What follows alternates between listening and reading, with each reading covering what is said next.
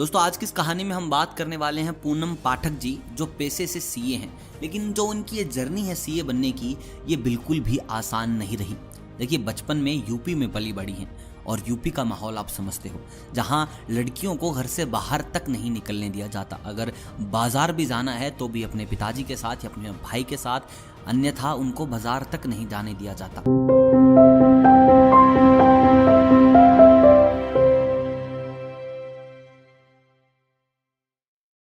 दोस्तों आज की ये स्टोरी हर उस लड़की के लिए जिसे बस बच्चा पैदा करने की मशीन समझा जाता है। देखिए, पुराने समय से ही बहुत ही दबे कुचले वर्ग में रखा गया है औरतों को, और कहा जाता है कि औरतें देवी हैं, माताएं हैं, हम उनकी बड़ी इज्जत और सम्मान करते हैं। देखिए, कहने की बात अलग है और करने की बात अलग है।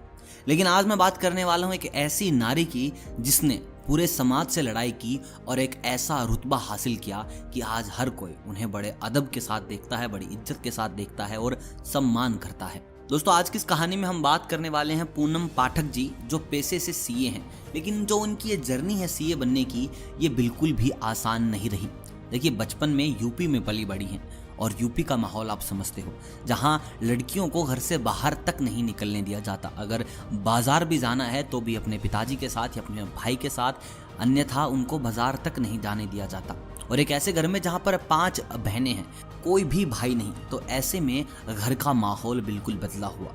जहाँ गाँव के लोग पूनम जी के पिताजी को बताते थे कि तुम्हारे घर में तो कोई बेटा ही नहीं है, बुढ़ापे में तुम क्या करो, अगर तुम कहीं बीमार पड़ गए तो तुम्हारी सेवा आखिर करेगा कौन, बेटियां तो अपने घर चली जाएंगी, तुम्हारा घर का खर्चा कौन उठाएगा जब बुढ़ापे में तुम काम करने लायक नहीं रहोगे। बस यही बात पूनम को खाए जाती कि मुझे ये सोच लोगों की बदलनी है, मुझे लोगों में ये धारणा डालनी है कि लड़का लड़की बराबर होते हैं। अगर लड़की है तो इसका मतलब ये नहीं कि वो अपने माँ बाप का ख्याल नहीं रख सकती, लड़की है तो ये नहीं कि वो घर का खर्चा नहीं उठा सकती, बस।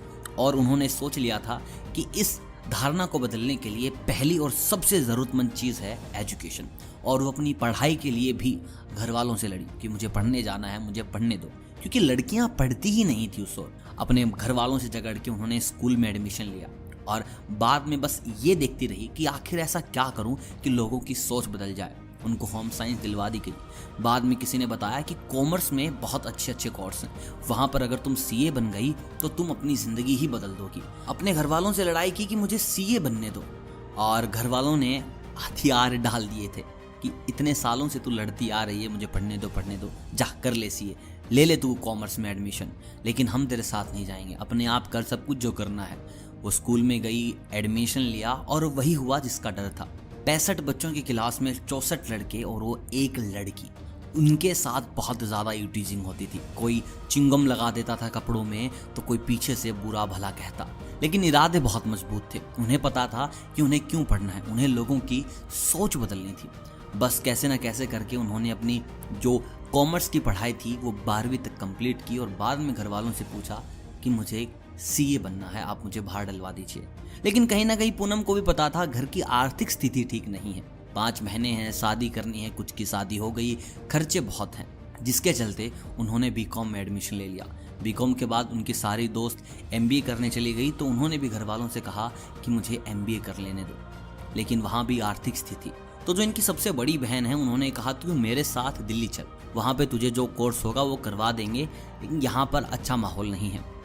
वो दिल्ली गई और दिल्ली जाकर उनको टैली का कोर्स करवाया गया, जो कि उस वक्त में कोई काम का था नहीं, बस कहने के लिए टैली का कोर्स करवाया गया।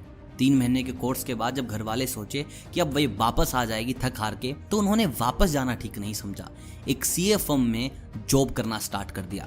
लेकिन उनका सपना था सीए बनना, तो वो ढूंढती रही कहीं पर कोई अच्छी एकेडमी मिल जाए जहाँ पे वो पढ़ सके।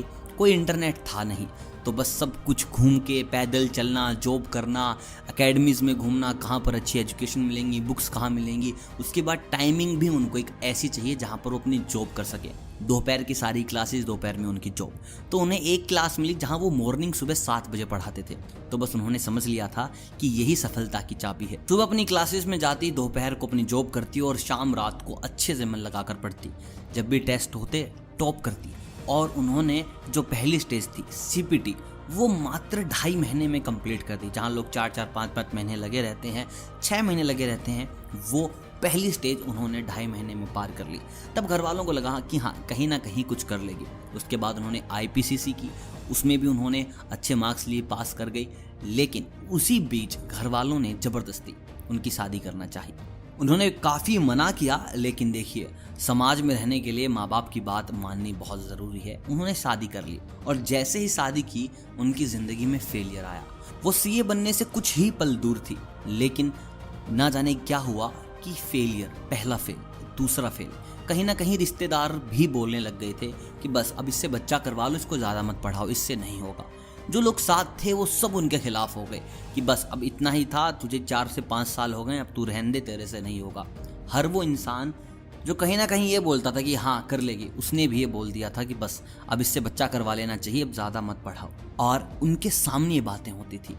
तब उन्हें याद आया कि उन्हें बचपन में CA क्यों करनी थी।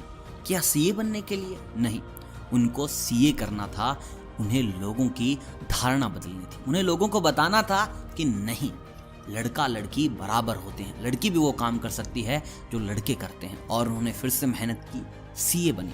अब हुआ क्या, इसी बीच में उनके पापा को कैंसर की बीमारी लगी। और जब ये कैंसर की बीमारी की बात घर वालों तक पहुंची तो पूनम अकेली थी जिसने कहा कि मैं पापा को कुछ भी नहीं होने दूंगी। और बस फिर क्या था, हॉस्पिटल का सारा खर्चा, पूरा दिन पापा के साथ रहना। लोग कहीं ना कहीं ये बोल गए थे कि हाँ बेटे की कमी पूरी कर दी है आज पूनम ने। और ये बात उनकी माँ से भी सुनी कि बेटा बेटी क्या होता है, अगर अच्छे से पढ़ाई की जाए तो बेटियां भी बेटों के बराबर हैं। दोस्तों आज की ये कहानी हर उस औरत के लिए है जो अपने आप को कम आंकती है, जिसके बारे में लोग बोलते हैं कि लड़की है ये क्या ही कर पाएगी। आई होप आज आपने बहुत कुछ सीखा होगा। और अगर ये कहानी आपके जीवन में थोड़ा बहुत भी बदलाव लेकर आए तो इस वीडियो को लाइक कीजिएगा, चैनल को कीजिएगा सब्सक्राइब अगर नए हैं तो, और मुझे कमेंट करके बताएं कि आप अपने जीवन में बदलाव कैसे लाएंगे। मिलता हूं बहुत जल्द एक और नई कहानी के साथ, तब तक आप सभी को अलविदा।